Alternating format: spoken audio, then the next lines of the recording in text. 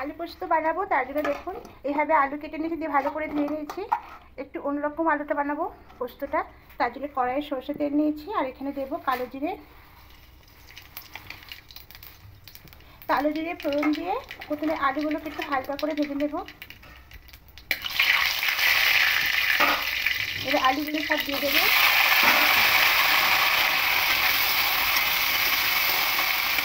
দিয়ে হালকা করে ভেজে নেব।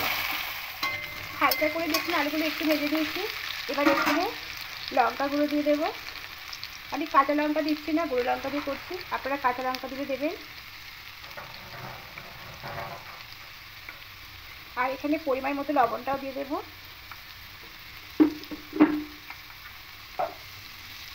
দিয়ে খুব ভালো করে মিশিয়ে নেব।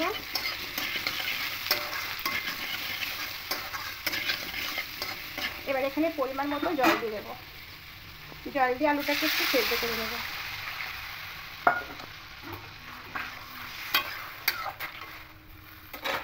এবার একটু থালা দিয়ে ঢাকা দিয়ে দেবো।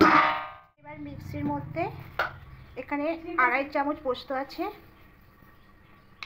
আর এখানে 1 মুঠো চীনাবাদাম। এবার দিয়ে এটাকে শুকনো আগে একটু পেস্ট করে নেব।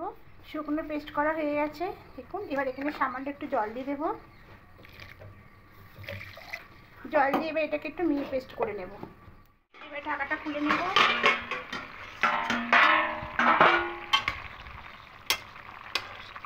হ্যাঁ, আলুগুলো সেদ্ধ এসছে দেখুন। তা প্রথমে এইভাবে আলুগুলোকে সেদ্ধ করে নেব।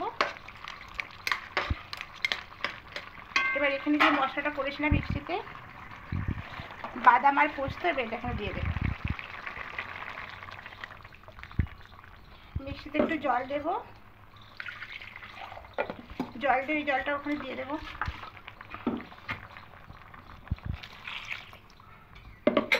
দিয়ে একটু ভালো করে সবটা মিশিয়ে নেব।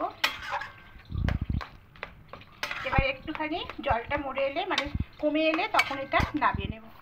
আলু পোস্ত দেখুন একদম রেডি হয়ে গেছে। এর থেকে বেশি শুকনো করবো না, যেহেতু বাদাম আর পোস্ত আছে জলটা টেনে নেবে। এবার এটা নামিয়ে অন্য একটা পাত্রের মধ্যে ঢেলে নেব। দেখুন আলু পোস্তটা অন্য একটা পাত্রের মধ্যে ঢেলে নিয়েছি। আর এর উপর দিয়ে একটু কাঁচা সরষে তেল দিয়ে দেবো।